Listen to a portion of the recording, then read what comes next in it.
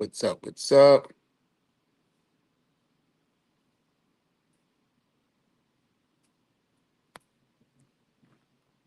What's going on, team? So we are about to get this party started. We're just waiting on Nini to hop right on, and then we are going to jump into what we have going on today, team.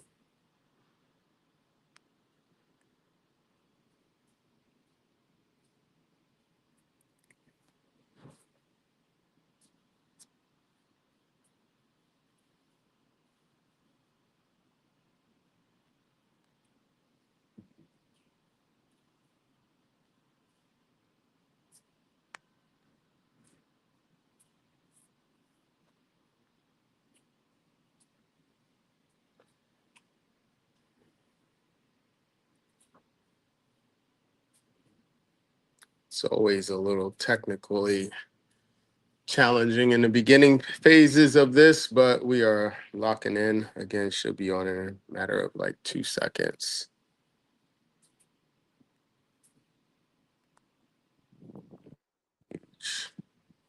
Go. What's up, In, Nini? in. Hi there. How you doing today? Good. Good, good. It's good to see you. All right, team. So, welcome back to another Transformation Tuesday. We are here in week 9, and today we're going to be talking about something that a lot of people don't realize until it's actually too late, and that's going to be losing weight and changing your body. That's two totally different things, isn't that right, Nene?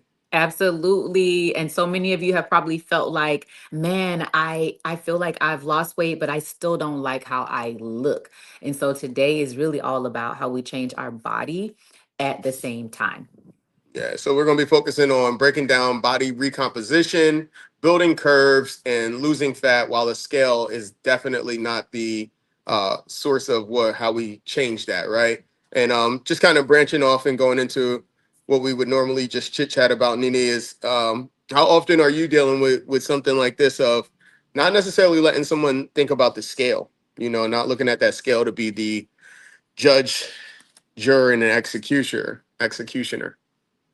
This probably every day Yeah. because there's so many people who feel like, oh my God, either it's two things happening. Either their scale is moving and they may not necessarily like the shape that they're seeing, Mhm. or the scale isn't moving, but their measurements are changing and their focus is on the scale. I actually have someone right now who has in 14 weeks has lost 6 pounds, but they've lost 4.5 inches off of their midsection. Right. And so when we look at that, we can think, man, that doesn't seem like a lot of weight, but you have to understand what's happening when you can lose that much of a circumference from your midsection. Studies show right now that for every 1 inch lost around your midsection, it can equate to what your body appears to have lost 6.5 pounds. So when you see her in pictures, the 4.5 inches off of her midsection around her waist almost looks like at least 25 to 30 pounds off her body if you just see her in a picture. But Yeah. it's only 5 to 6 pounds on the scale, but it's happening internally. Those organs aren't being choked anymore, the hormones under control, less inflammation, all of the things that we want. And that waist is like really trimming in the way we want. Yeah, because I mean, shrinking or when you hear someone saying I'm skinny, that's not necessarily the goal, right? It's Mhm. to actually shape and recomposition, like we stated in the beginning, the body. And the scale is just something that's going to tell you your total weight, right?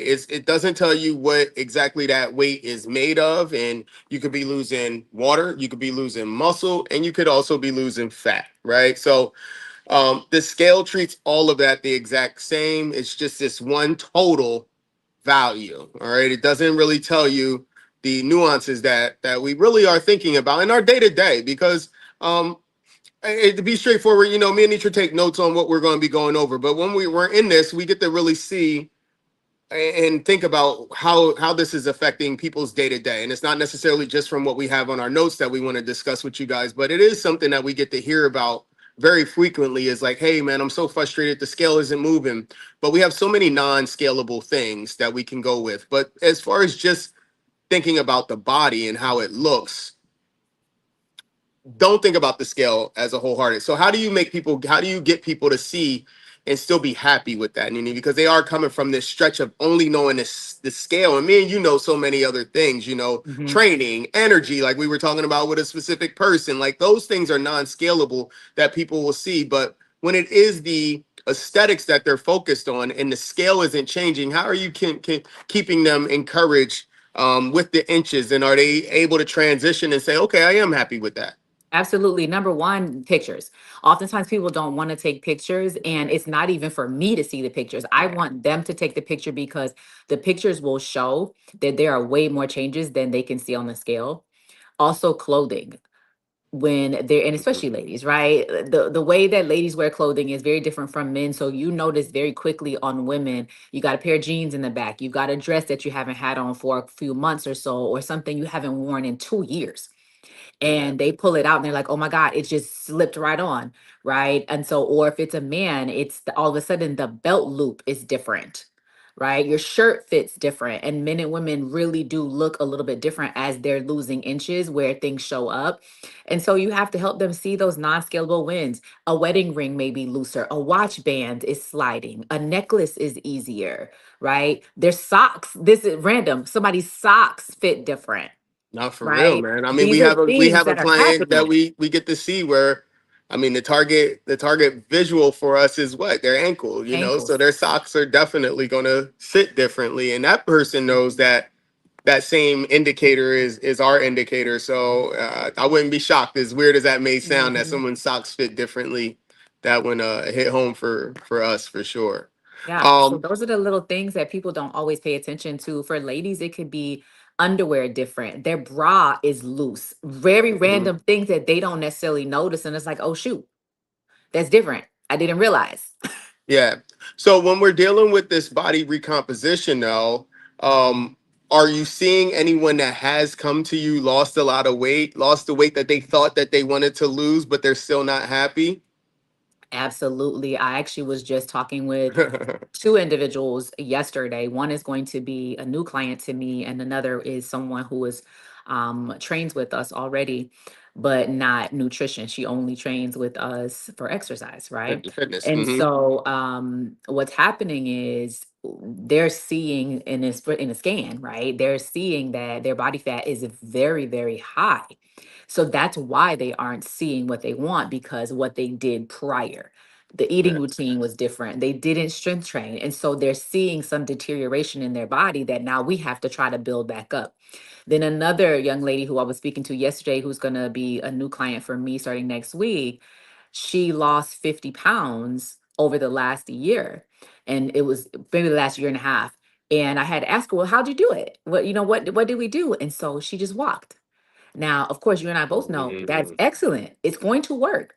But what we can see is composition that is not the look that she wants. For her, the health is in line. She's feeling very confident. She lost the weight, but the look and feel of her body is not what she wanted. She wants a more sculpted appearance. She wants to look tighter, but none of those existed because she wasn't training appropriately at the same time. So she's not Doesn't happy it? about it.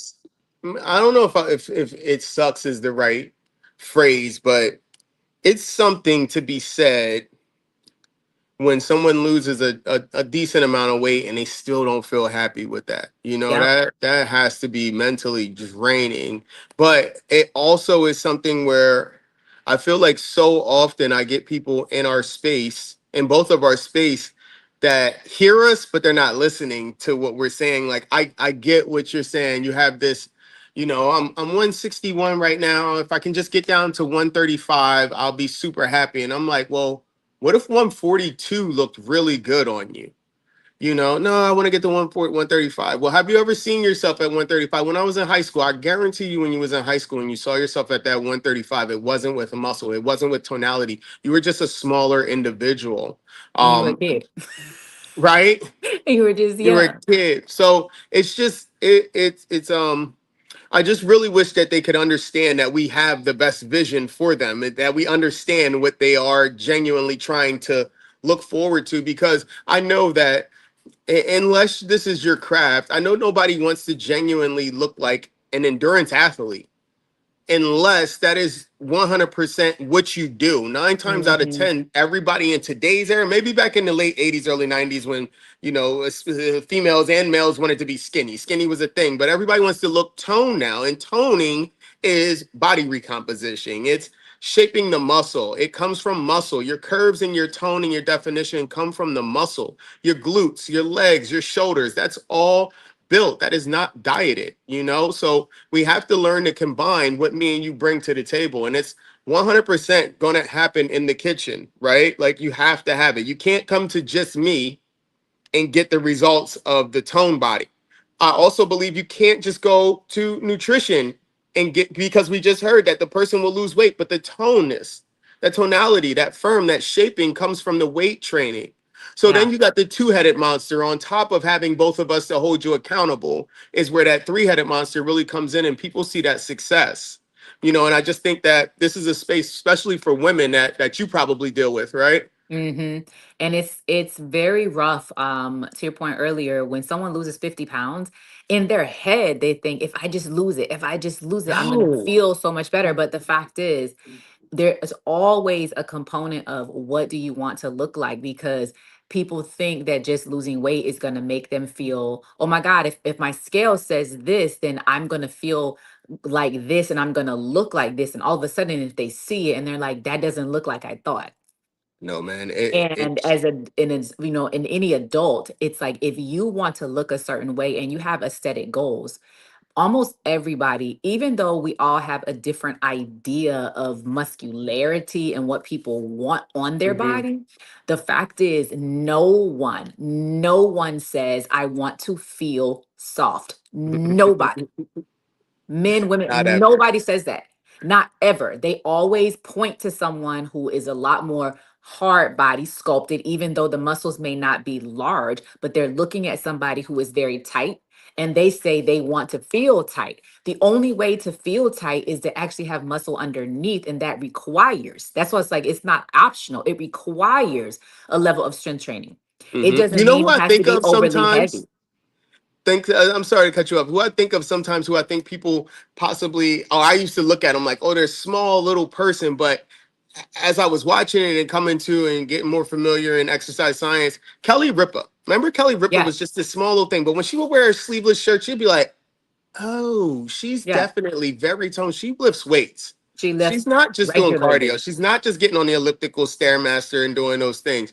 That young Yep. lady right there, and this was Yep. 10, 15 years ago I was watching her. So, and I would be hard pressed to think that she still isn't training because of how And firm her body was.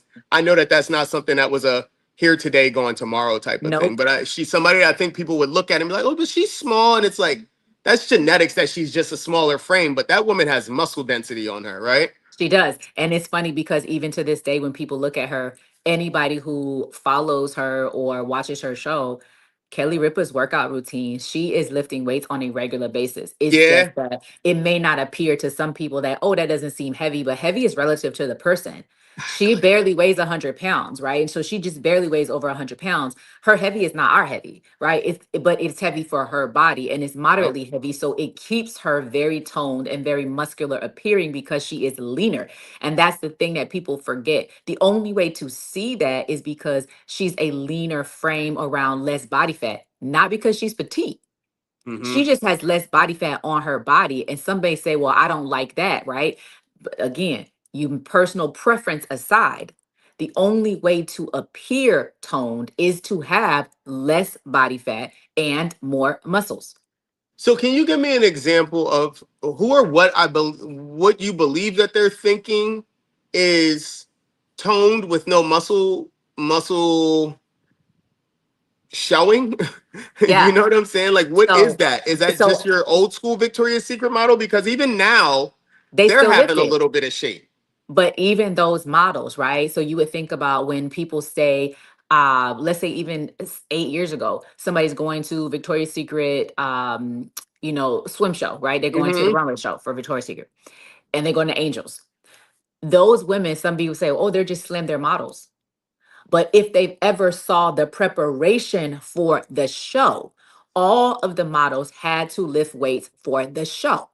I mean, we Period. prepped somebody for Miss America. Yes. You feel me? Like Everybody they were had to slim train. girls. We prepped two people for the Miss America contest, and I had them training like they were in a bodybuilding prep. Yes, everybody had to lift weights. And so all of those models, albeit very tall and slim, the Yeah, only way that they appeared toned, they had to lift weights prior to the show.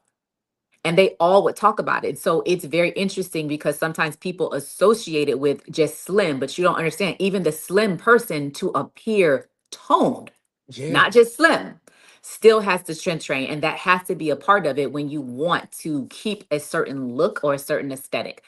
So, Or what does people body feel like, recomposition mean to you when you're talking to your clients? What does that yeah, look so like? I let them know that what that really means is we are transitioning higher levels of body fat to a slightly more lean body muscle mass and getting more muscles on your body. It does not mean that they're going to look bulky. It doesn't mean that we're trying to grow 10 more pounds of muscle on your body. But what it does mean, it's a firmer, tighter, more squeezed in appearance where nothing, as I say, nothing's marshmallow, because that's what they say they want. Nobody wants to feel like a marshmallow. And unless you have enough muscles, that is exactly how you're going to feel. So, A what are the marshmallow. things that you tell them to do in order to achieve that body recomposition? So, number one, in order to actually see it, but doing it at the same time, they have to eat in a way. And I always share with Hmm. clients, and this is what we do in our program. If you want to see it, there are two different eating styles. You want to eat to be healthy. That's always a given. We're going to eat to be healthy. But to have aesthetic goals, that eating is slightly different. And it's not just to be healthy, it's eating to see something on your body. And so that is a slightly different macro adjustment. Right? It means we're managing carbohydrates a little bit differently. It means we're managing your protein and fat a little bit differently so that we can transform how you look Hmm. and your health. But if it's only about health, then that can look a little bit different. So we Yeah. have to eat in a way to support the training. Hmm. Yeah, and you just can't starve yourself to get into shape, man. And that's always the funny thing. Not necessarily true humor, but just like almost a condescending tone of, haha, you think that starving yourself is going to get you to that way or to that point. And I always just kind of revert back to a car. It's like you can't drive your car from here to Miami on no fuel. So that's just how you can't do that in training. You're not going to get the best um, results from that situation. Mhm.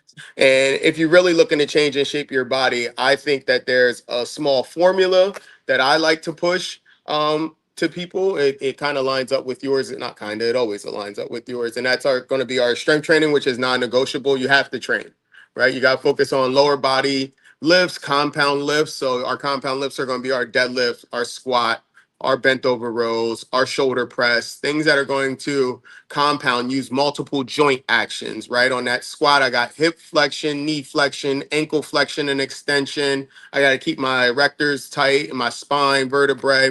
And then it's, jumping over to Nitra's side and making sure that our daily protein intake supports muscle growth and recovery. So number one is strength training. Number two is going to be, like I said, your protein daily intake, and then control conditioning, right? So right now we're in this hybrid training platform with us, and it's not endless cardio, it's intentional work. So making sure that you're intentional when we're doing bodybuilding. We don't just do a whole bunch of cardio. We set up for our warm-up cardio and then our post-workout cardio. It's very intentional. It's about getting our certain amount of walks. We don't just say walk aimlessly. We set a certain number and target. And then it's going to be the patience with progress, right? So just making sure that you understand that progressive overload, you understand that progression within training is when you see that consistency. I think we've been harping on understanding and realizing that boredom is what wins. Staying very consistent, being patient, and seeing, like you said, those pictures, because you're looking at yourself every day, you might not see it. Just be patient. Shape takes time, progressively overload the body, and I promise you, you guys, you will see the results. So that's my four-tier breakdown: strength training, protein, daily intake, controlled conditioning, and make sure that you have some patience with this journey. Yeah, What and you got, Nate? so often people think that you can escape some of that. but you can't. You have to actually do all of those steps in order to get results. And this is where, for many people, that's how they fall off, because you expect that all of a sudden, I did this for 2 weeks or I did it for 3 weeks, and miraculously, everything is going to change. And Mhm. unfortunately, that's not how bodies work. Recomposition takes time because you want to keep it. If you want to keep what you do, it takes time. And sometimes people can confuse transforming and getting new habits and getting all of the behaviors down with just a transformation that is just a weight loss challenge. And I think that the 80s, the 90s weight loss Mhm. challenges have got people thinking that it's just, if I do this for 60 days, I'm going to feel my best body. No, you aren't. You actually are just going to lose weight. You know That's what's that's always all you're going to amazing do. to me is when we do our challenges or our prep cycles. It's beautiful to me to see the people that are new into our program. That's like, man, it takes a lot of effort. Yes, because I think that you see the memes and stuff on social media when somebody's like, "Oh, my birthday's in 3 weeks. Can you help me lose?" And it's like, probably not. Yeah. You couldn't help you. The doctor couldn't help you. Even if you went and got surgery, the inflammation from the surgery is going to take longer than that 2 weeks that you've given us to dissipate. So it's a Hmm. very, very humbling, I would hope, experience when people get into these because, and I feel like that time is the time that you will learn to have these things become custom habits, and it's not going to be this struggle. So in that 16-week block, 12 to 16-week block that you guys are working with us, you will learn. It's not like it's 2 weeks with us. It's not a 4 weeks and it's out of your head. Most things take 21 days, which is about 3 weeks to actually become a habit. Hmm. Because the body wants to be built. That is the honest to God truth. The body wants this, but it doesn't want it to be rushed. It wants to learn it. It's just like that lottery ticket on winner. They win that lottery ticket, they spend it all up immediately. So you want this to be that baked good, not the microwave effect, but this baked good that you can actually achieve over time, right, Nate? The hardest part is when people are chasing the scale, they're usually going to keep getting further and further away, because the scale is not ever going to be just this drop down.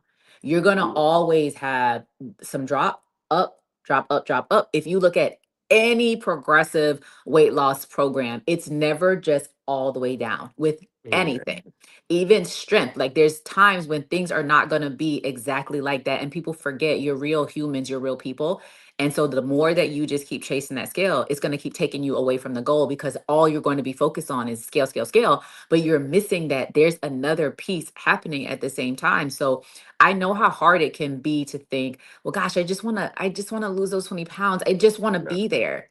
no. But you also want to maintain it and you want to keep it. And that means slowing down a little bit so Mhm. that you're building the behaviors and the body along the way as the scale is dropping, so you don't ever go back the other way.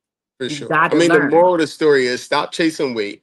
Hmm. Stop chasing weight loss. Start building your body, right? I know it's a number of people that are going to watch this that are chasing the number on the scale, but it's like, would you rather lose weight or change your shape? That's always my question, Nate. Hmm. And then I'm back to again, look, if You you always feel say it. soft, I'm telling you, if you people always think, well, gosh, you know what? I am losing weight, but I now feel soft, because oftentimes when they don't want to hear that up front and they want to rush it, then they're not happy because you feel too soft. And then you there's the other part is, did you eat enough to support the training? And oftentimes you didn't, if you're not working with somebody progressively helping you make these transitions. Do you see that more often? I know, we're looking at our time and it's like, all right, but do you see it often that people are under eating more than overeating, or are you seeing the Both, opposite in both, because the oh, fact is, the here's the catch. Oftentimes we're meeting people who are saying, man, I'm really struggling, I can't lose weight, right? mm-hmm. We are pretty, let's talk about like 5%, maybe 3% of the people that we're ever going to meet are saying, hey, I'm struggling to keep weight on, right? I'm struggling to keep weight on, hmm. right? Or it's the person who is very slim, like, I do want to gain 15, 20 pounds. Those are not the norm, right? So literally, let's say 5% of the people that we're going to work with are in that camp of I really need to put weight on. On. Okay. But most people are going to say I'm struggling to lose weight, and then they'll say I'm under eating. But it's not that you under eat, because at the end of the day, weight loss is still caloric deficit. And so if you In and cannot out. lose weight, period, it means that you're not in a That deficit. part. It means you're That eating part. something. And Hold people on. will I'm create a clipping that million part reasons. right there. Clip it for Say that later. one more time because that Yes. is the honest to God truth. I It's think the I'm under truth. eating. I can't lose weight. And the Just like fact you said, you is, cannot be under eating and not and not losing lose weight weight. because at the end of the day, it's calories in versus Yep. calories burned. And if Yep. you were burning more than what you're eating, then you would be losing weight. Now, people can say there's nuances to a lifestyle, there's stress, and all these things that can be putting weight on, right? Putting weight Yeah, on. But when we start to talk about losing, you will not lose unless you are in a deficit. And we have to get you in the deficit. Now, there may be some flags for people around how we're going to get you in the deficit. Maybe you don't sleep at all, so we never recover. Maybe you snack. Maybe you eating too much sugar. There's so many pieces. However, the end of the day, weight loss happens when you are in a caloric deficit, but there are a lot of different ways to for people to get there, or the thing that can be holding them back from being in a deficit. But that is still how you lose weight, yeah, period. Now, the catch is how it's going to look is about the what. The components of your food is going to transition how you look. But weight loss itself means that you are eating in a caloric deficit, period. That's never going to change in life. That is what it means. 100%. Yeah, and this is exactly what we coach inside of our 12-week transformation, y'all. You hear how emphatic we are about this is just because we teach body recomposition, not just weight loss, right, Nick? Hmm. So we want you guys to see your actual results. We want you to actually look different, not just way different. If you're ready to build something and build this body up the right way, please tap in, click the link. Let's link up and let me and Nitra guide you guys in the best situation to close out this quarter right here. This first quarter, get you really rocking and rolling. So click that link if you need to. And next week, we're going to be talking about weekends because that's where most people lose their progress at, right, Nene? Listen, because I'm gonna just at least preview. If you watching this, the preview you got to watch next week's, because most people falter on the weekend because there's no plan for the weekend. You think that the weekend is something different than Monday through Friday. It's not. Your body has there's nothing that's saying to your body, "Oh, it's the weekend. I can do Right, it different." No, there has to be a plan for the weekend still. right. So we need to stay structured and we're going to go over how to stay structured and not lose it in the weekend. So we appreciate all of you guys rocking and rolling with us and checking this one out. Please click, like, subscribe, follow, and we'll see you guys next Tuesday at 12. See you next Tuesday.